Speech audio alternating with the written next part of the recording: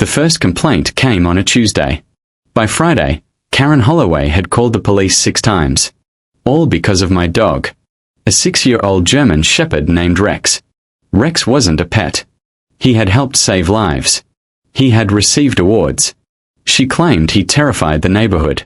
She claimed he shouldn't be allowed in our community. The problem? Everything she said was a lie. My name is Deputy Jason Walker. I had worked for the county sheriff's office for 11 years. And I had no idea Karen was about to create the biggest mistake of her life. Chapter 2. Karen's Obsession. Karen lived 3 houses away. For some reason she became obsessed with Rex. Every time I walked him, she stared. Every time he trained in my backyard, she recorded videos. Every time he sat quietly on my porch, she found something to complain about. One afternoon she marched across my lawn holding her famous clipboard. That animal is dangerous. I looked at Rex. He was lying on the grass chewing a toy. I think he's busy. Karen wasn't amused. He barked. He's a dog. He barked at me. He barks at squirrels too. Karen's face turned bright red. From that day forward, she declared war. Chapter 3. The HOA Meeting. At the next HOA meeting, Karen demanded Rex be removed. The room was packed. Residents listened as Karen described Rex like he was a monster. Then she showed videos. Every clip showed the same thing. Rex sitting. Rex walking. Rex training. Rex existing. The audience looked confused. Then an elderly woman stood up. That dog found my grandson when he went missing. The room became quiet. A father stood up. Rex helped locate my daughter after a hiking accident. Then another resident spoke. And another. Karen quickly realized nobody agreed with her. But instead of stopping, she became even more determined. Chapter 4. The False Report.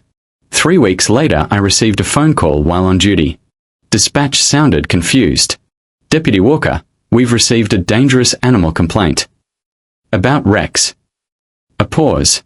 How did you know? I immediately knew who had called. Karen. Again. The responding officer arrived at my house. 5 minutes later he called me. Trying not to laugh. Jason, your dangerous animal is asleep. Rex was literally sleeping on the porch.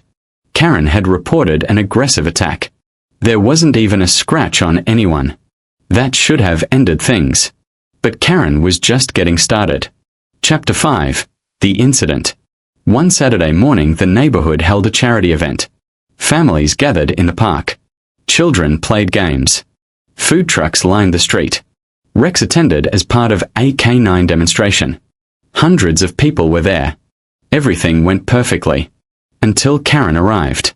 She immediately began arguing. Then shouting. Then demanding Rex leave. Nobody listened. That's when she did something nobody expected. She walked directly toward Rex. And tried to hit him with her purse. The crowd gasped. Parents screamed. Several people pulled out phones. Rex didn't react. He simply sat beside me. Completely calm. The videos spread across town within hours. And Karen suddenly found herself facing a very different problem. Chapter 6. The Viral Footage. The footage was everywhere. Local news. Facebook groups. Community pages. Neighborhood forums. Everyone saw the same thing. A trained police K9 sitting calmly while an angry HOA president tried to provoke him.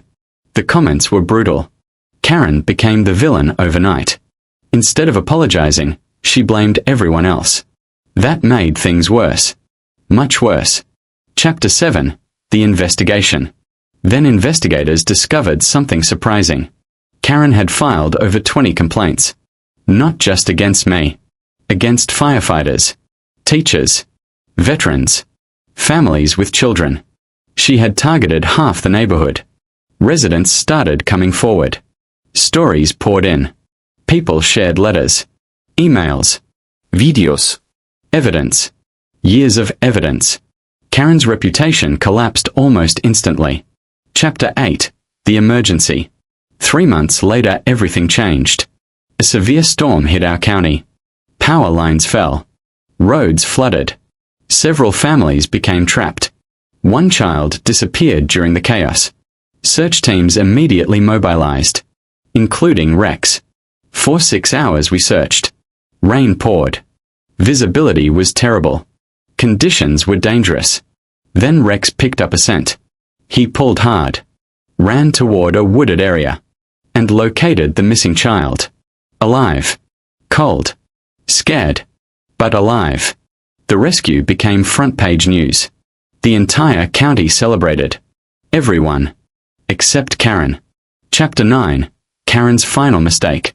Instead of admitting she was wrong, Karen claimed the rescue was exaggerated. That statement destroyed whatever support she had left. Residents were furious. Parents were furious. Even HOA board members were furious. An emergency HOA vote was scheduled. The outcome wasn't close. Karen was removed from her position. Immediately. The vote was nearly unanimous. Years of complaints. Months of conflict. One final mistake. And it was over. Final chapter. A few weeks later I sat on my porch watching Rex sleep. The neighborhood was peaceful again. Children rode bicycles. Families walked dogs. Neighbors waved. For the first time in months, nobody was arguing. Nobody was filing complaints. Nobody was causing drama. Rex lifted his head and looked at me. Then went back to sleep. I laughed.